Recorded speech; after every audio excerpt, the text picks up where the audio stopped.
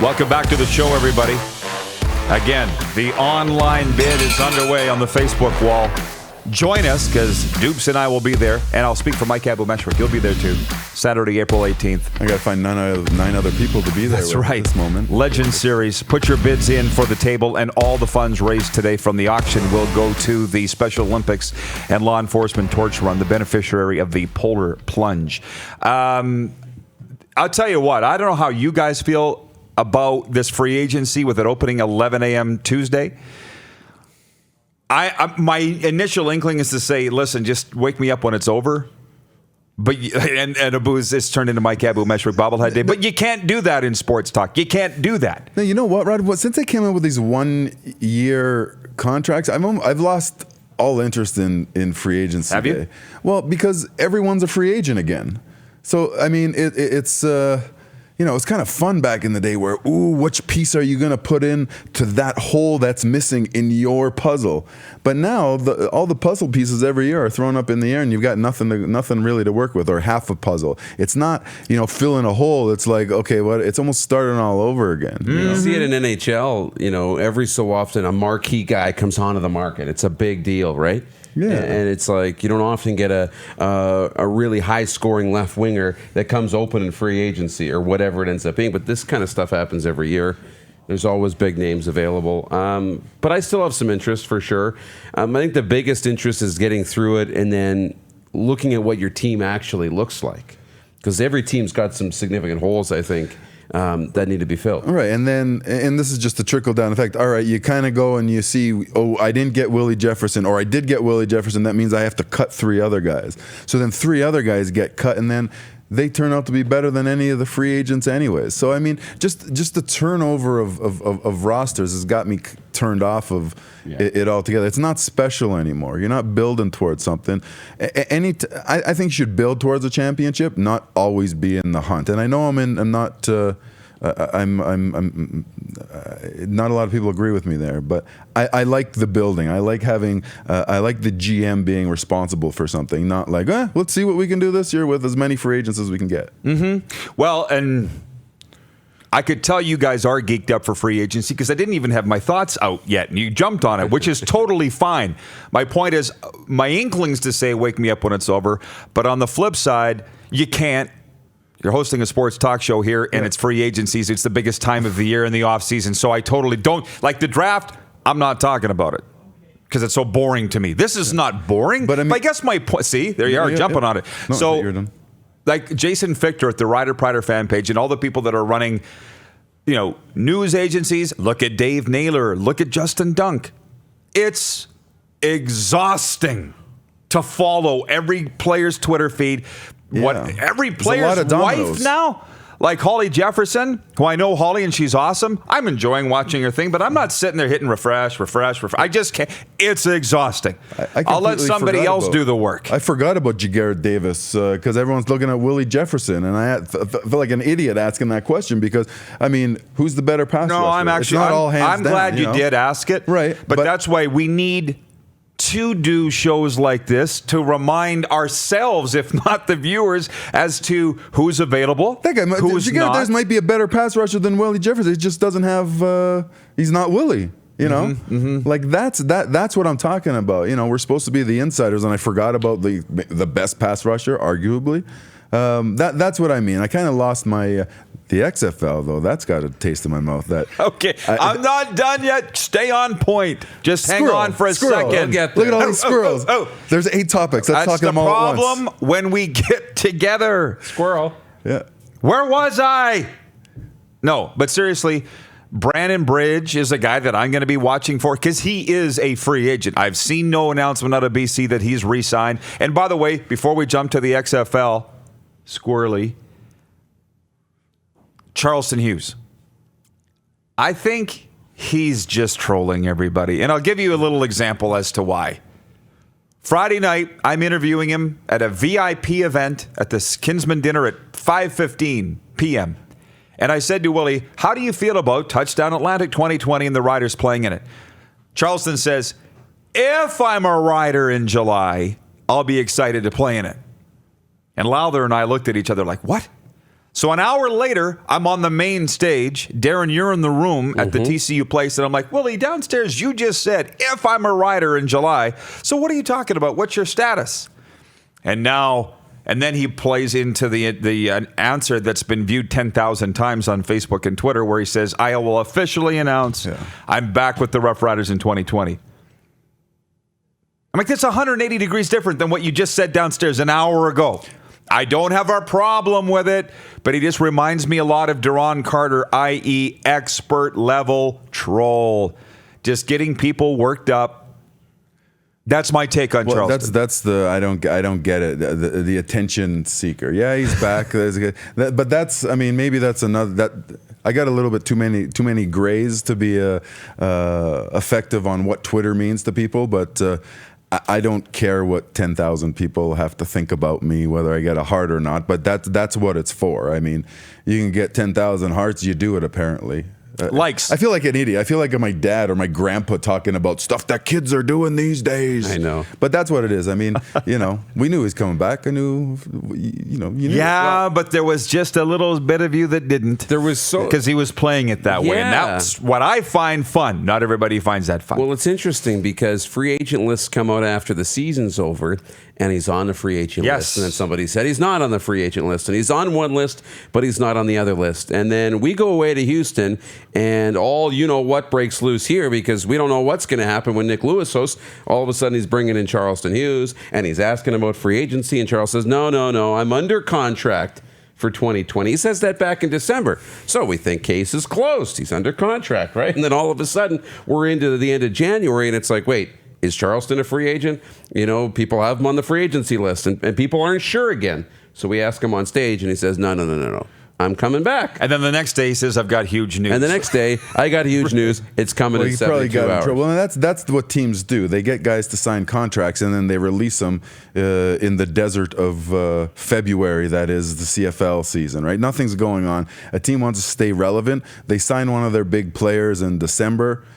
And players going into surgery want to know that they have something for next year. So, I mean, I would bet dollars to donuts that he re-signed this before he went in for surgery and reconstructed his elbow, I'm betting he did that, and the team just wanted to wait until now to release it. Because what if the Riders don't sign any big names free agents, right? But we did sign Charleston Hughes, right? It's pretty transparent for me, but I'm a bit jaded by being. I know, but the question was he even going to be a free agent at all? He was on some lists that he was, and others that he wasn't. But I'll just say this, because there wasn't, as far as me and Charleston and the Riders at the same time, it was only 1 year. 1 year in the CFL is a blur, as you know. You don't get to know somebody in a year. And then I was gone. He's still there, but this was the most time I spent around him. And it's like, I get him. When I say he reminds me of Duron, dare I say, off-field issues aside, a little bit of Antonio Brown. I'm thinking if you guys could all play on one team, I might throw Uabu into that group as an offensive lineman. We could have, if they had their own team, that might be the best thing, because I would put myself on that group. And Chris Jones could coach that team. I'll broadcast the games. We'll just have our own team. They did. Because people like us wear others out. They called us the Ottawa Renegades. And Corey Banks is coming on in a bit to tell you a little about that. And he's someone that fit in just as well. Literal renegades.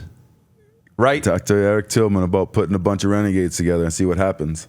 But that's the thing. I thought, maybe Tillman could be the GM of this team of renegades, but I'm not sure if Eric would want to be lumped into this group with us. I'm not sure.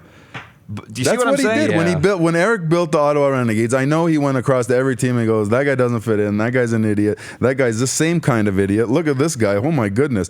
And he put a bunch of people together that were all just like-minded people and ballers. And 13 of us won the cup here in 2007. So he did a pretty good damn job.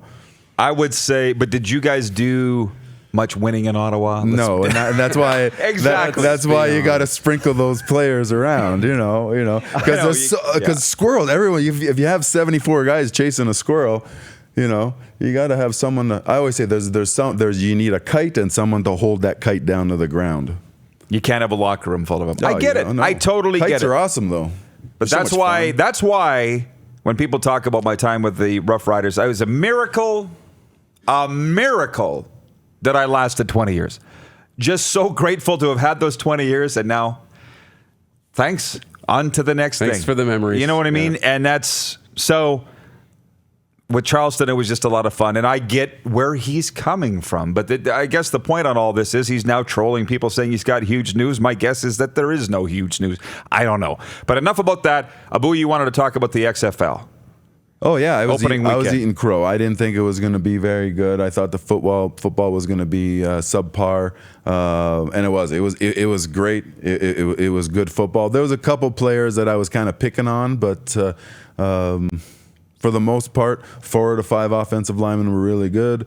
You know, 3 out of 4 defensive linemen were very good, and I think that's where you're going to see the difference on the lines and in the defensive secondary as well. I didn't realize that the quarterbacks were getting paid 10 times as much as an offensive lineman. I'm like, what the heck? But it makes sense if you got good quarterback, because now you're making backup NFL quarterback money, right? Mm-hmm. Now you've got a decision: do I want to go to this Tier 4 league, or do I want to be a backup practice roster guy making half as much money? No, you go to or a quarter as much money, or even less. You're making pennies. Right. So you go to this league, the quarterback play. I don't even know if they ran the ball more than 10% of the time. It seems like every game that I saw, they run.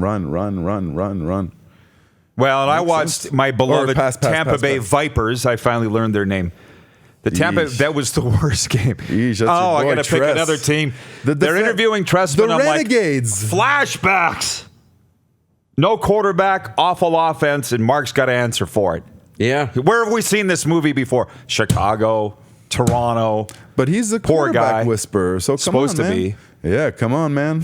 Yeah, but Maybe he can whisper AC That's out of what happens when retirement. that was funny when you're earlier on in your career, when you're eating scraps and doing the best you can. Maybe he's getting fat. All of us, it's human nature. Once you get on top, to kind of chill a little bit. Maybe that's what it is. I don't think so. I'm just kidding. I don't know. Dallas Renegades. Yep. That's my team. I thought you would be too. Well, I was Renegades. cheering for Tress. Renegades. That's it. Yeah, it was hard not to feel bad for him. They were 40 bad. to 3 or something like that. Yeah. Joe Lazito's watching from Long Island. Joe said it was tough to get into it because he doesn't have a team. Well, you do, Joe. The New York somethings. The Guardians.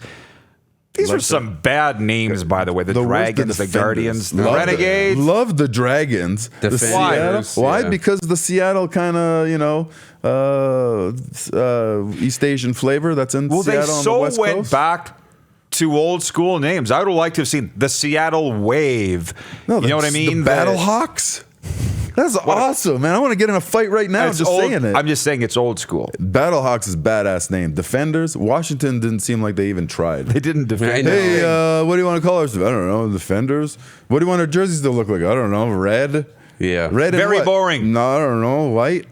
It looks like very boring. What it Like- looks like is no originality. It looks like I'm on like Madden or something, and I'm looking through when I'm Generic. going to expansion team. You Yeah. know, here's the different jersey combos, the standard, 10 of them, and here's the just different logos. Yeah, and you have to win 10 games so that your red and white uniform can be outlined in black. yeah, it's you know? the names that are already in the pot all the time. It's nothing unique and special to your city or your history. Those were horrible. But for the most part, I thought that everything. What were the ones the blue uniforms playing? Who played Dallas yesterday?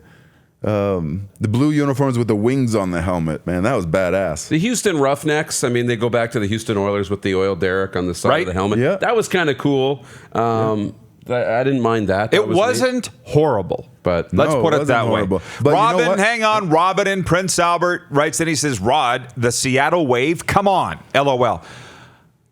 Can we not have an opinion without getting jumped on?" I also like names without an S in the end.